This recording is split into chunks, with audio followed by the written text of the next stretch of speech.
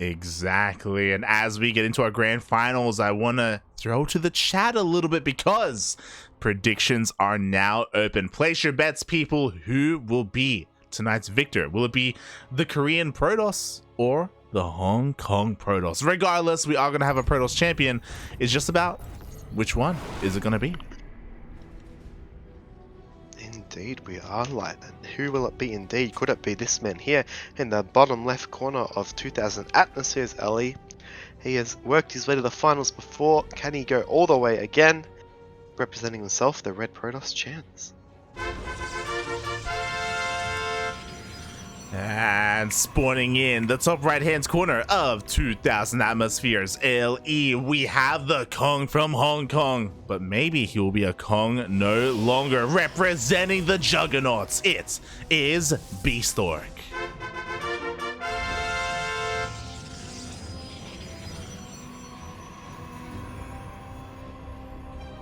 Alright, Chase, it's your time to shine. Alright, I got this. Let me stretch the fingers out. We're gonna see each player make a second gateway and a cybercore soon. Oh my. Yes, indeed, Light, indeed. Okay, So well, normally, if you guys aren't familiar, we normally have one gate expand, so those extra minerals go towards the natural, but it's pretty risky in PvP. So you have kind of safer openings. There we go. Gateway H, Light. oh, I am so smart. And the purpose of this, you get your cybercore next, and then the moment your cybercore and second gateway finish, you can make 2 units of your choice. yeah, exactly. Cybercore thrown down for both players, so neither one of our players is going to be ultra greedy, that we don't have an Estrella or a Max Pax out here, or even a Starduck has been doing it in PvP as well, going for that low ground wall, regardless of what map it is, just to show how much of a Chad you can be in the matchup. But these players so far, they're being a little bit safer instead. And next up, our eyes are going to be on those starting units coming out from these gateways. Are we going to see some sentries, some adepts, some stalkers? What's it going to be, Well, Chase? It's the first match of the series, so both players will go Sentry Stalker. Oh! There we go. Oh! Why are you surprised? Why are you Let's surprised? go. I thought it was going to be double zealot.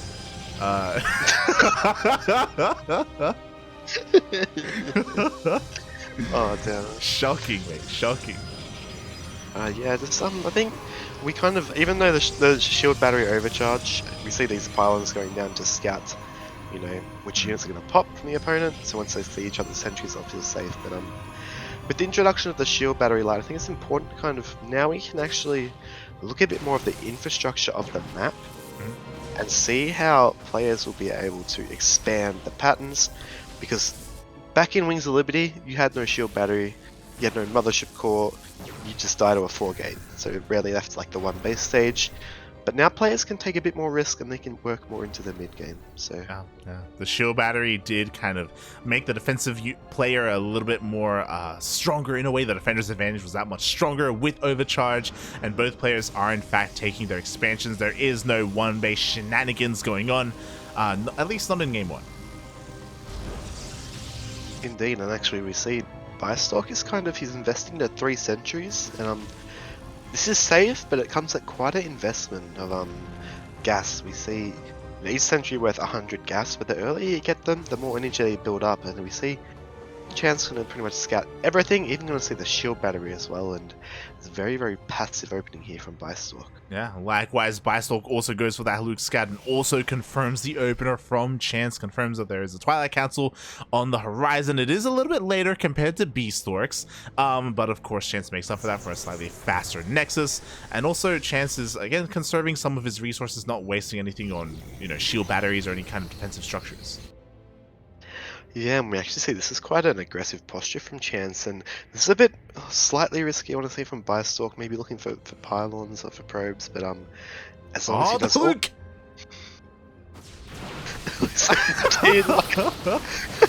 We've seen him do this before, and the 1 sentry goes down, and the sentries are out of energy with that shield battery. That is why this is risky moving out, because you run into some trippy things. That's fine, mate. Look at the units lost tab. Like, Chance, he only lost hallucinations. That's it. Like, some pretty solid value there. Actually, as well. Good diligence to wall off the main, stop those adepts from getting in. That probe, like the kind of crazy probe location, isn't it? When they're rallying down, they go up to the top where that one probe is, and this one's going to. No! And then they just kind of give up, but there we go. Don't jump, feels bad, man. They look down the cliff. At the same time, we do have a couple more adepts coming in, but just like that, Bistork, he's on top of that wall, does not let them through, and he will be able to chase them down with some stalkers. Yeah, and we have to keep in mind that actually every time you force a shield battery to wall off, you kind of, your opponent loses some minerals. They lose 25 minerals every time.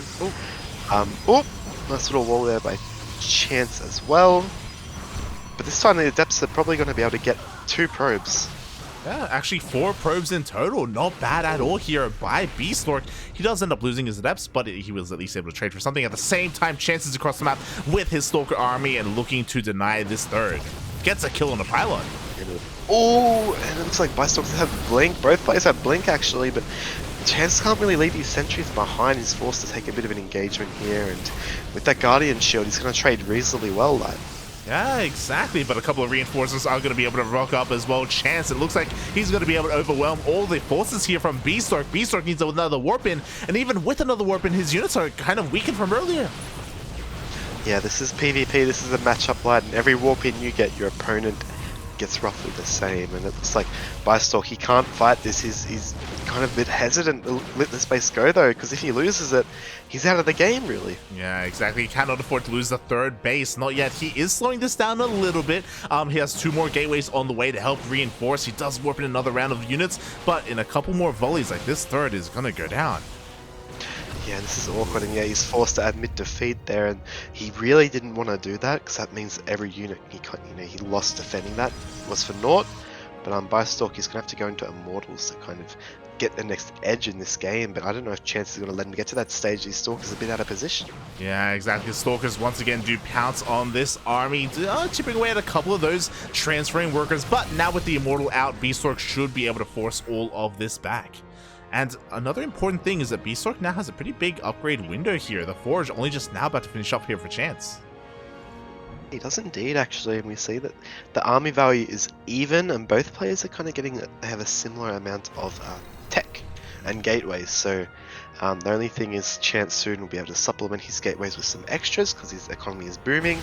But this Immortal is going to be so important to hold this third base. Oh god, it really is. Forces a recall, but now that the recall has been forced, I feel like this may be a good opportunity for Bistork to just go across the map. He's got 2 Immortals, he has +1. He doesn't have a Warp Prism, unfortunately, to reinforce his army. And I guess because of that, he's feeling a little bit adverse to pushing out. And because of that, Chance is getting away with this third. Yeah, and that's the thing with like PvP, right? Is the defender's advantage, it can make it hard for you to kind of jump on top of your opponent. So Chance, he's going to be more active. He's going pretty heavy into Stalkers here. He hasn't even got an Immortal yet, I believe. No, it's just full Stalkers and Observers. So he's being active on the map, and not only does it allow him to kind of gain map control and put some pressure on, but it allows him to keep tabs on Bistork's army as well. Yeah, it really does. Oh god, as he does, again, confirm, check the third base, confirm that the army is there, ready and waiting, so he can't really force any kind of economic damage here, not for the time being. He is forced back, but Chance did get that War Prism out, and there we go, he's headed towards that main base. Also, Chance is the first player to transition into Disruptors. Yeah, kind of interesting. I would have thought that Bistork would be the first one to make the transition, and I guess he did in the, he went Immortals, which is an immediate kind of future to help him secure his third base. But Chance has been mining a lot. He's getting a 4th base, and it looks like he feels comfortable having that advantage to tech in. But he's going to not only tech in, he's going to jump in the main line. Yeah, exactly. He confirmed where the army of Bistork was. Bistork has to turn all the way around. There is no recall. Gateways are being depowered, and Chance, he's in the main. Yeah, no, Chance took a chance moving to the left and on the right. On the correcto position, it is not the correcto position, right? And solid blink though, and with probes forward, he might be able to hold this actually, but it's a lot of damage done. Yeah, a lot of damage has been done. These Immortals, they want to be a part of the fight so badly, but they cannot get up this ramp. Bistork even forced to blink down onto the low ground, so he's having a really awkward time. But there we go, finally we have a warp in of Zealots to help push all of this back. Bistork will clean this up, but at what cost, mate? Yeah, and with that last second force field with that sentry, it does keep these immortals out of the fray. And even though Bistork will eventually clean this up, these immortals not adding their firepower means that this trade is going to go to Chance's way so much more. And even some zealots heading to the natural as well. Yeah, these immortals did nothing. They did absolutely nothing here, and off the back of this Chance, he's taking a 4th base. It's already finished. Disruptors are on the way as well, so any kind of counterattack, we're going to have to deal with those Purification Novas. Like, Bistork is in a really rough place. He has to make something happen. Again, he has an upgrade advantage. He's always had it, but he still doesn't have a War Prism. Like, he's still stuck at home. It's alright, lad. He has the power of friendship that we see here. He's going for that more into Zealots now. And not only... Oh, this is Warp Prism in the main though. That's going to be a bit of a hassle. But Zealots are very mobile, just like Blink Stalkers. But how do you feel about the charge lots? Oh. What do you think of the charge lots against these Disruptors, right? Because... yeah, you know, they can close the distance. Also feels Artosis Pylon Man as all that was depowered. The War Prism is still waiting outside the main base. And I mean, Zealots can work, but again, if the War Prisms do have a buffer with their army, like, it's going to be really difficult to get on top of said Disruptors. It's going to be all about the army positioning. Bistork, at this point, I feel like he's kind of forced all in. He gets scouted. Chance, he did control that watchtower, and now Chance, he's ready to send out that Nova. Yeah, and there's 2 shield batteries and a cannon here. This is not the angle he wants to take. Meanwhile, we have a Zealot just chasing down these Stalkers. I guess it's a 2-pronged attack, but half decent connection there, killing a couple Zealots. But with 2 Immortals, like, this is going to be a little bit scary. It really is. The second Nova goes off on one of those Immortals. He does pick off the War Prism, does actually pick off some of these Disruptors, maybe even both. But does he have enough to really snowball and keep pushing? No, he does not. There's the Blink. Superior numbers of the lower tech units. It's a rise up, you know, you take out the, what is it, Regicide? Is that it? When the peasants kill the king? But either way, these Stalkers, they're now commanderless and they're gonna be charged down and hold the bridge, the final bastion. Yeah, the last stand here of Bistork. Can he hold on? Chance, he's still got so much going his way. He's still up in bases, up in economy, up in army. Again, Bistork, if he wasn't all in before, he's just even more all in now. And I don't know, mate. Yeah, cute pick up there, getting those Stalkers, however, but wonderful Disruptor connection there. Good micro by Chance. And we just see, you know, more Stalkers is better than less Stalkers, especially when upgrades kind of come into the mix too. They're even now. Even Stevens, like. I appreciate the Protoss analysis, Chase. Oh my god. As nice target fire there by Bistork, he does focus down both of those Disruptors. Now it's only pure gateway units on gateway units, but the upgrades have now evened up and the numbers just are not there for Bistork. GG gets called, and Chance will take game number 1. Yeah, very dominant display there by Chance for the first game, but Bistork don't write him out. I think that game there was a lot going on, and Bistork was behind for a lot of it. But I think the defining point we can agree is when Bistork lost his 3rd base, because that kind of changed his game plan completely. Yeah. He kind of had to be defensive with his Immortals. He couldn't tech into Disruptors because against Blink Stalks, what's that going to do? And Chance just scaled better into the mid game. Yeah, he really did, even able to show off a little bit of finesse there with that big attack in the main with the force fields on the ramp. It's one of those things where the big advantage, or the only advantage that Bistork really had at the time, were his Immortals, and they just were never a part of the fight. They were just stuck on that ramp perpetually until the end of the engagement. Feels bad, man. But that was only game number 1, and hopefully Bistork isn't deterred. Hopefully he still has faith, he still believes, and hopefully he is still able to bring this back and make a series out of this. Because again, it's a best of 5, still plenty more games to go, at least 2 more ahead of us. Indeedly do, and we have to keep in mind too, a lesser known, it's well known, but lesser known with these tournaments. The vetoes, players normally the first and second maps are their maps of choice after the vetoes. So I'm not sure the order of the vetoes here, but I'm assuming if the first map was Chances because he is the higher seed, then Bistork would likely pick this map, which means he may be a player to watch out on it. But we will find out.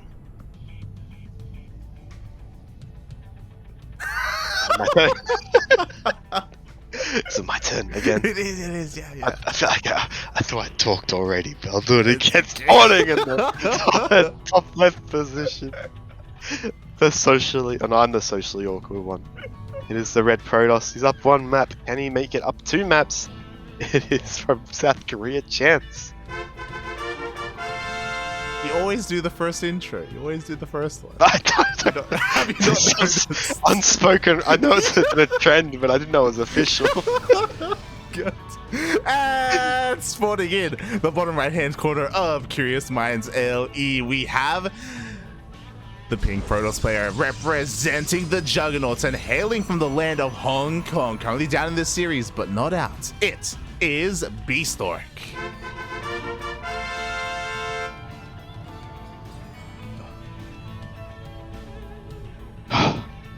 And mate, we have some low ground walls. Yeah, and then there's Curious Minds very open, but the first 2 bases does have that ramp.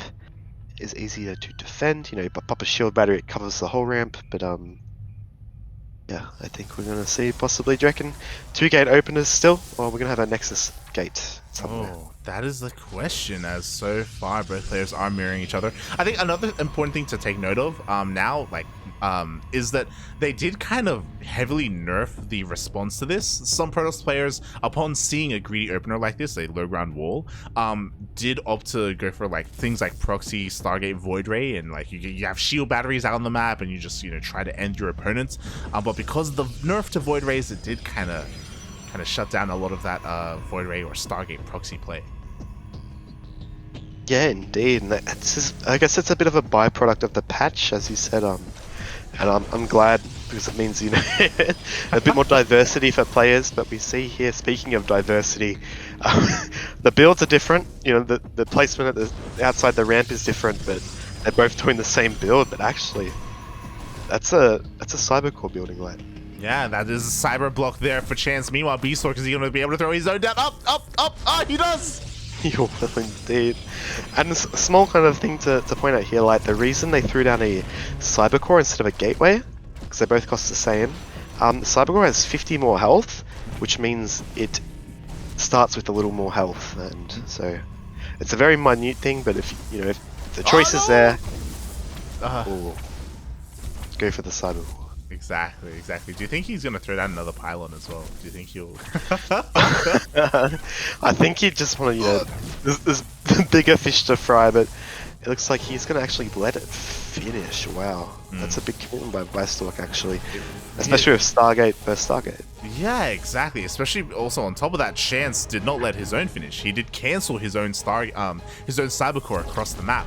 But that does mean that Bistork can get his expansion up that little bit faster. And because he was able to scout the opener as well, he is able to adjust, and he does have that Phoenix on the way. Yeah, that's fantastic. I'm pretty sure the positioning of that Cybercore allowed him to see the Stargate and the unit popping out. And we see the response is, instead of an Oracle, he's going for a Phoenix. Yeah, and from here, because Chance also knows it was a Stargate opener, he is also going into Phoenixes. Mate, it's been a while since I've seen Phoenix versus Phoenix. Yeah, and this is exciting. A battle of the skies, similar to Mutaverse Muta, but I have to say Bistork, he may have the advantage here, because he's barely going to get any probes with this Oracle. Yeah, only gets 2 for his troubles. The Oracle gets shut down. And Bistork, because he went for the Phoenix first, he will have that Phoenix numbers advantage as he does go across Le Map. Le Map indeed. And keep in mind, Oracles is 150 gas. And when you've both been kind of blocking each other with Cybers for the first 4 minutes, that's a lot of gas to invest into a unit only getting two pros. But nothing against Chance. The Oracle could not get away from those Phoenix. It's just how it is. But he's going to have to adapt to this, but he's going for another Oracle.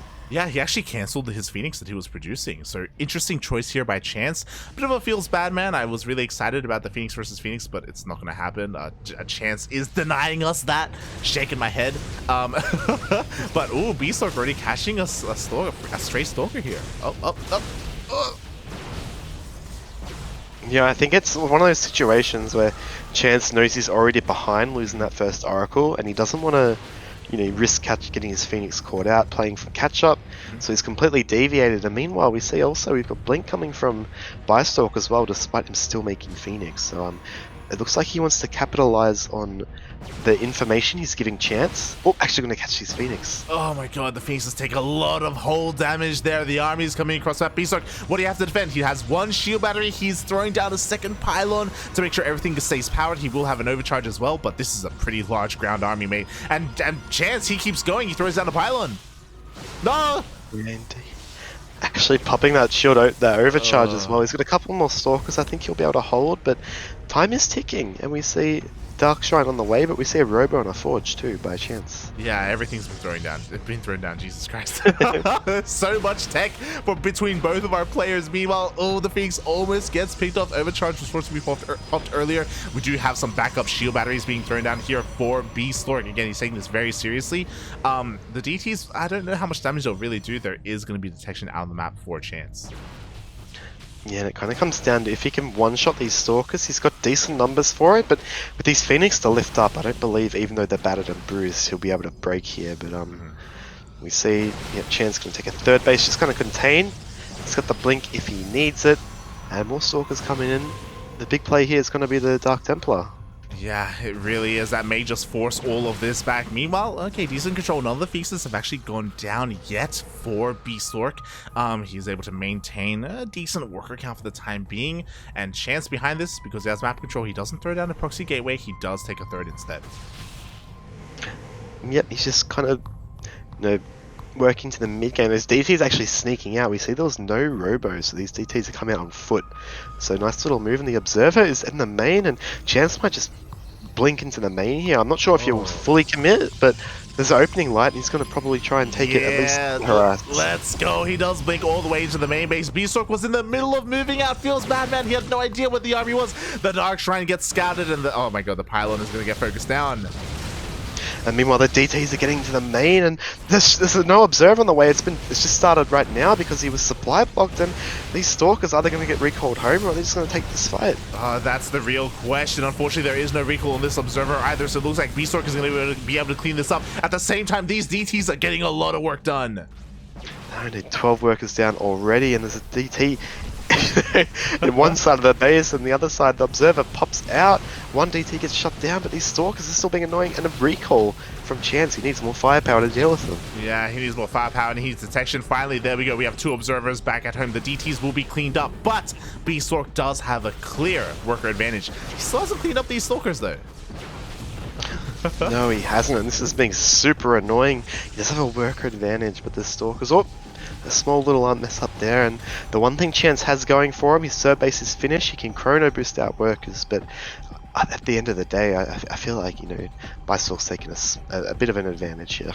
Yeah, definitely. It is one of those things where Chance will eventually be able to catch up because of that Nexus, and there are a couple of things that we have to take note of. Chance charge just finished up. +1 is about to finish up as well. Like, I don't know if Bistork dealt enough damage with his DTs. I really worry about this follow-up push. I worry whether or not Bistork is going to be able to hold on to his third.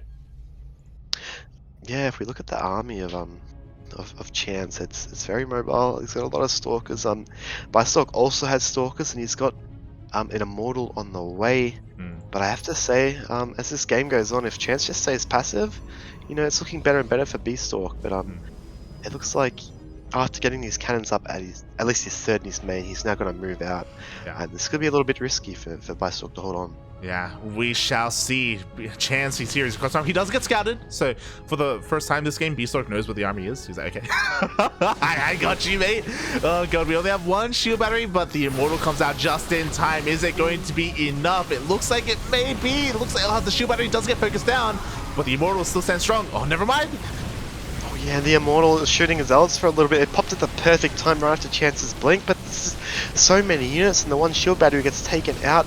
The Sentry kind of not really protecting anything with the Guardian Shield, but I think you are right. Like, Chance has actually hit a decisive timing here, but there's another Immortal coming. Oh my god, but here come the reinforcements rallying across the map. Who needs a War Prism? Who needs to reinforce across the map? Just Waddle, mate, as Chance does hit a beautiful timing. As you said, if the game went on longer, Bistork probably would have been able to snowball from there, but he was vulnerable. Chance goes for it, and Chance, mate, he's gonna take an even further lead in this series.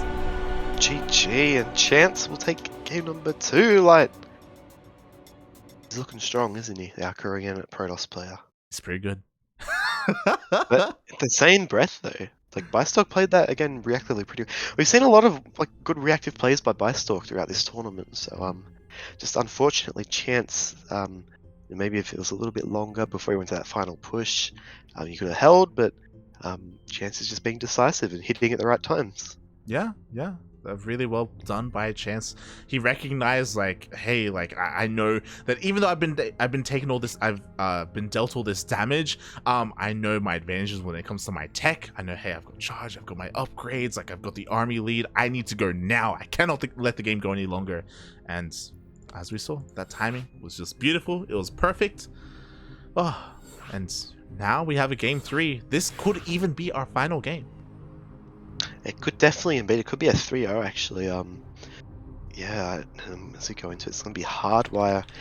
Now we know for sure that this map is, it's not the first preference of either player, but we'll have to see. Bistork calling for no history. He's gonna rewrite history. The victor, the victor. What's the saying? The history is written by the victors. I guess Bistork's just saying no history because I haven't won yet. But hopefully he can bring it back. He's a solid player. And Chance, though, wow, what a tournament so far. Oh yeah, it's been insane. Again, he has only shown weakness against 3 points. Against any other player, he has been able to sweep things up with 2 zeros across the board. We'll see if the same is going to be here in the finals, or if Bistork can fight back. I was tempted to just not say anything and see what you do, but I will introduce our player in that top right position. I am not that toxic lad spawning in the top right position. It is the Korean Protoss player, representing himself. Get him a team, guys. He's playing phenomenally. It is Chance. And spawning in the bottom left-hand corner of Hardwire ALE, we have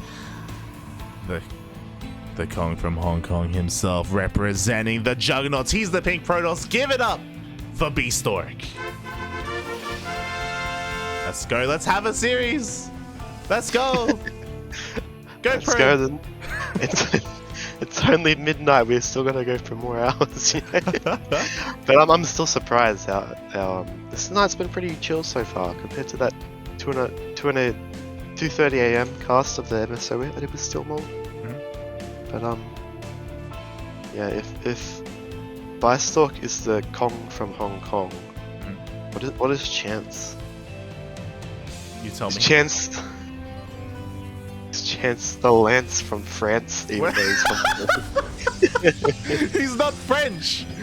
But he just stabbed. It's a mortal pushes, man. It's a forge first! Oh my god, the probe is being focused on. The first probe already goes down, but Bistork does get a full wall up here on the low ground. Doesn't even matter though, he does have high ground vision with this pylon, but it gets fully surrounded. Yeah, well, I think we know how Bistork beats S now, of course. But yeah, no, this is a decisive position here, and this could actually be trouble for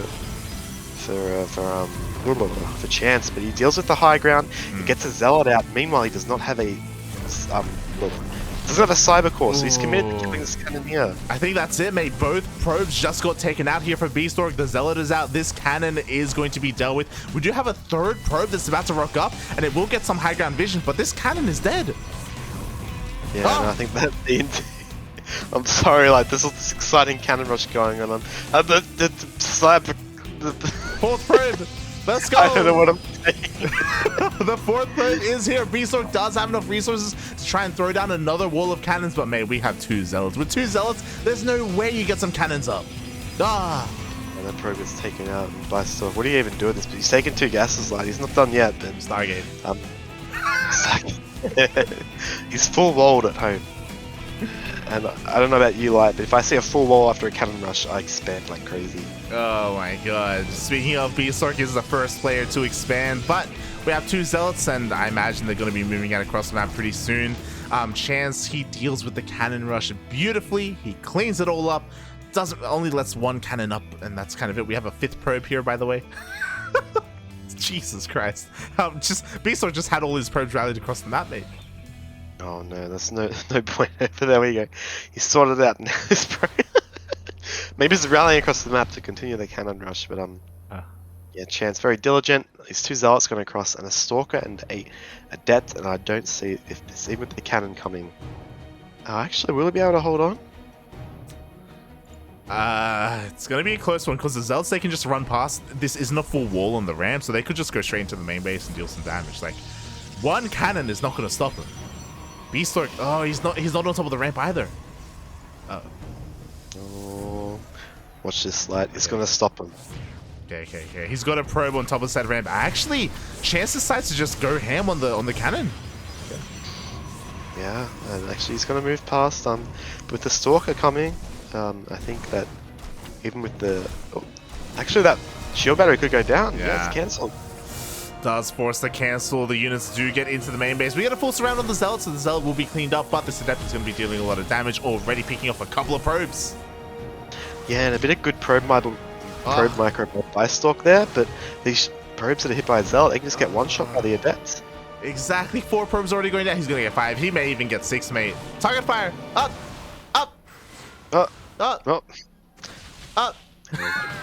So that's like Neo from the Matrix, it's zipping all over the place, and these are all Agent Smith probes. It's gonna... But yeah, I told you the cannon lives. It didn't exactly hold on, but it lived, so I'm taking that as a win. Just didn't do its job, but you know, it's there. But yeah, we have Chance has already got an Oracle on the way, like, I don't know, man, if he can hold on here. 1 stalk, 2 stalkers though. We'll see. I mean, there's always potential here regardless. Like, Chance doesn't have to deal damage with this. He already dealt more than enough damage with the initial adept.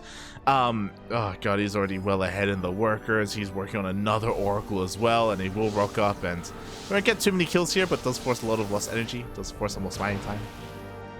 Yeah, actually, I think he was just kind of like forcing the stalkers to the low ground so we can dip in the main, but I think Bistork should just left the stalkers in the main because that shield battery got to shut down that Oracle incredibly well. Shield batteries are so good, like.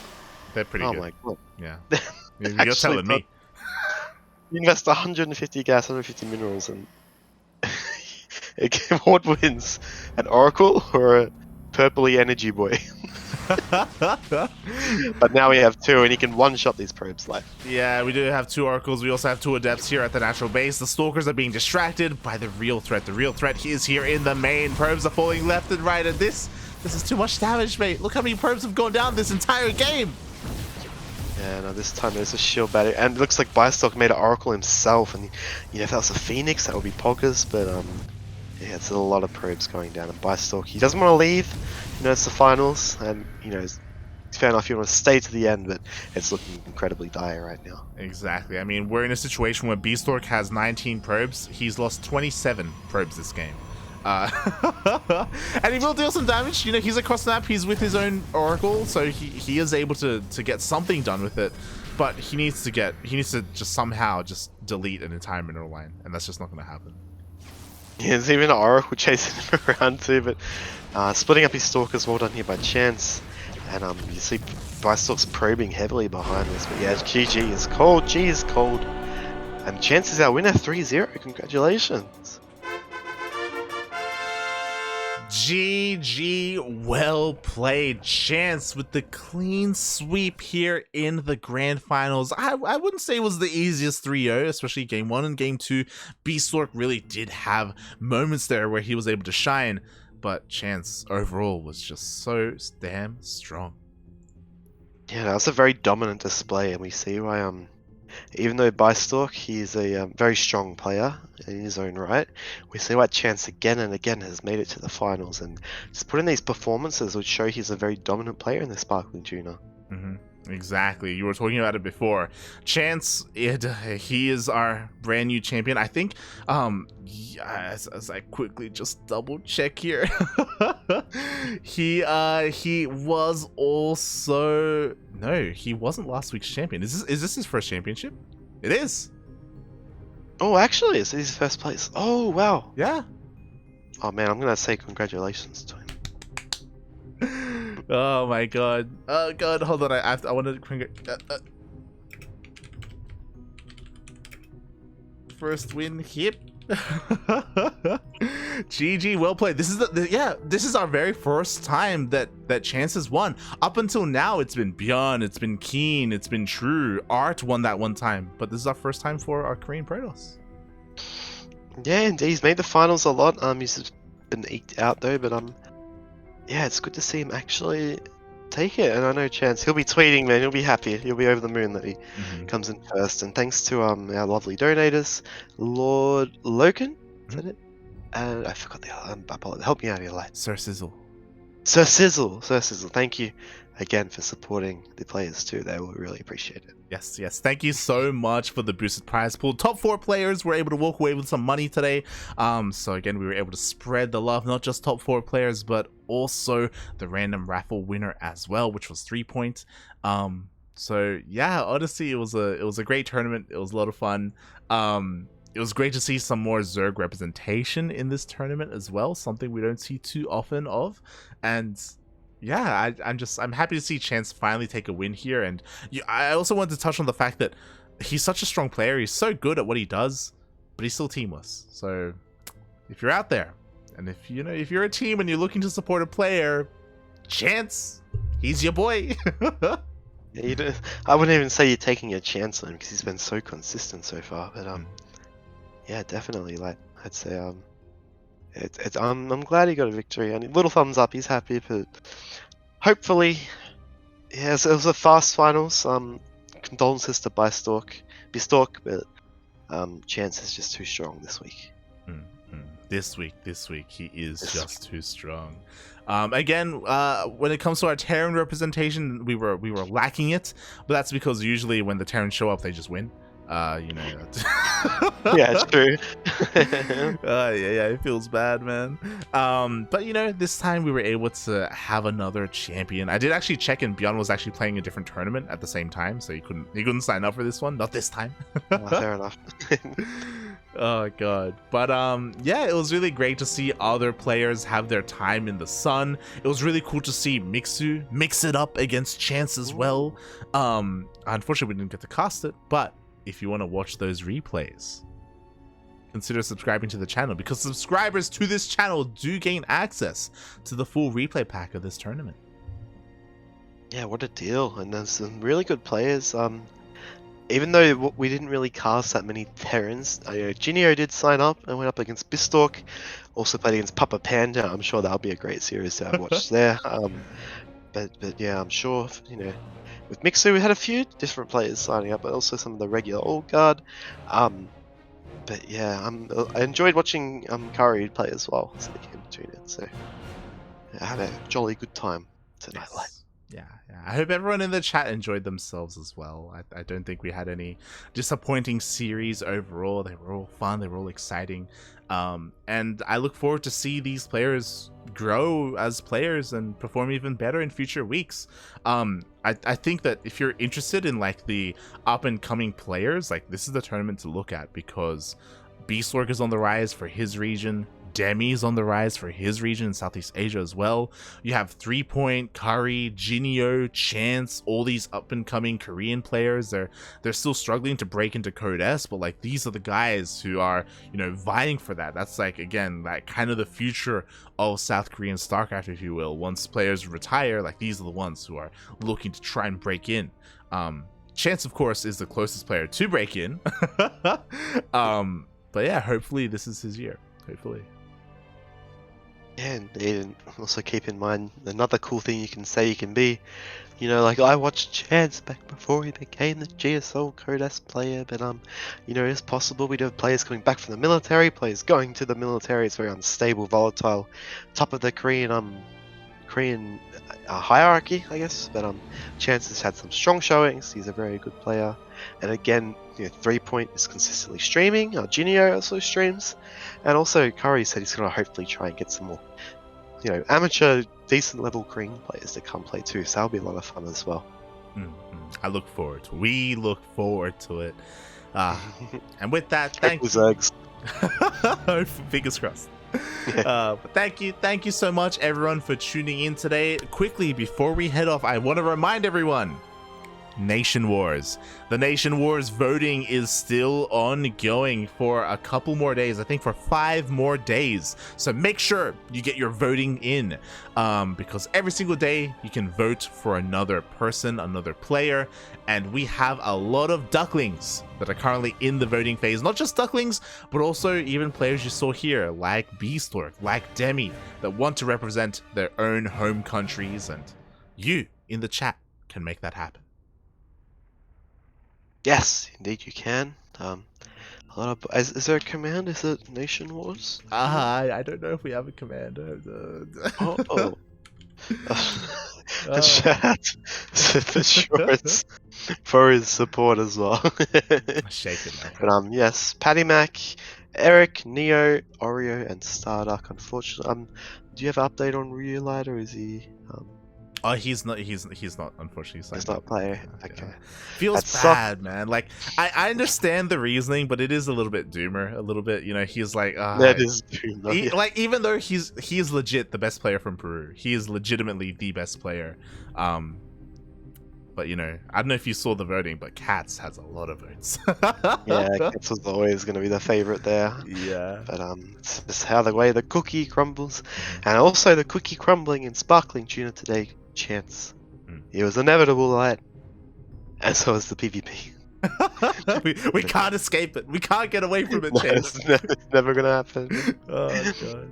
But yes. I wanted to touch on what you just said though, because Neo, he is on a campaign to try and outdo Cats, and he is in 2nd place at the moment, I believe. So Neo is doing his best. Ooh. He's trying to promote as best as he can. So if you want to see another Duckling represent Peru, then get in there. get your votes in for Neo.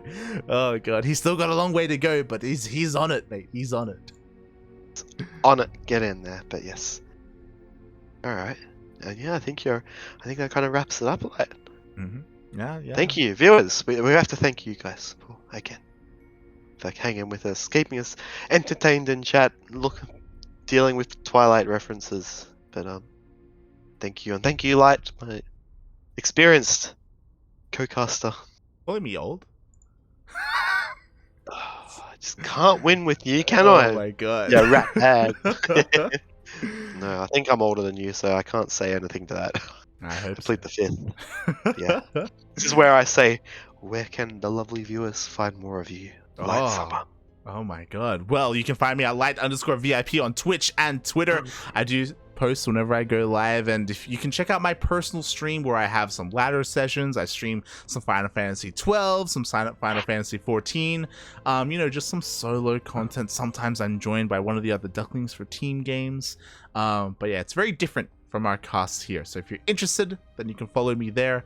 But otherwise, if you are interested in our casting, then check us out here on the Cranky Ducklings. We are live almost every single day with StarCraft. And speaking of live every single day, let me just quickly check the calendar, because our next broadcast is going to be in 8 hours? 7 hours. Wow. You better get some rest then, old man. Oh my god. Yes, our next cast is going to be in 7 hours. I'm going to be casting with Kuro, and we are going to be covering NA Apprentice. So if you're interested in North American StarCraft, not just North American, but Latin American as well. Fun fact, Neo is going to be in that tournament. So we are going to be covering, I think it's a Group D. So if you want some NA on Latin American action, check us out in 7 hours. I'm just going to go to bed, pass out, wake up in like 5 hours, have a shower, get some food, and just get right back into casting. Doing it full time, working hard for the boys. But yes, if you're around in 8 hours time, check out the Ducklings. Kuro is also the best caster I've ever heard. I think I've heard her once. I don't know. But yes, they have good chemistry. What is your Archon name? Light Kuro. What? Correct. I don't know. There you go. Correct. Light and Kuro. I don't know. 16th VIP. What happened to the first 15 VIP? We don't talk about them. We don't talk about them. Okay. Oh god. But if people want to tune into more of Chesu, where can they find you?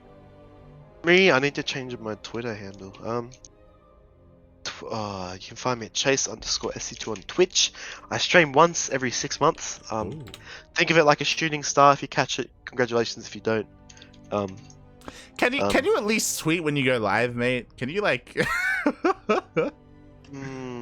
yeah, but I don't like spamming on my Twitter. What do you and mean stuff. spam? You just said you go live once every 6 months. How is that spam? Yeah, it's more than I'd like. It's okay. You're like, I don't want to post more than once every 6 months. Hey, what are you crazy? It's the anxiety kicking in, you know. But yes. Tell you what, Thank next time you stream, I'm gonna tweet for you. All right. Well, you better be up at 4 in the morning. 'Cause that's when I'll be up, I guess. Thank you, guys. I'm exhausted. What? You you gotta get back to work. 5 hours, buddy. Take it or leave. Oh, God. Thanks for watching, everyone. We'll see you guys next time. If you want to stick around, we are going to give someone a cheeky raid. And who's it gonna be? I think we're gonna give either Nameless or Mana a raid. I think it's gonna be Nameless because he's a boy from Southeast Asia. So stick around, give him some love, give him some lesson 3s, and funada him for not signing up for this tournament. Yeah. Shame him. Give him love and then shame him. Yes, exactly. The light way. Oh, that's what you're exactly on. But yes, thank you from me and Light. And our lovely observer, Light, doesn't get enough recognition. Observing and casting is very hard, so yes, you did a good job. Thank you. Thanks for watching, everyone. We'll see you guys next time. Bye.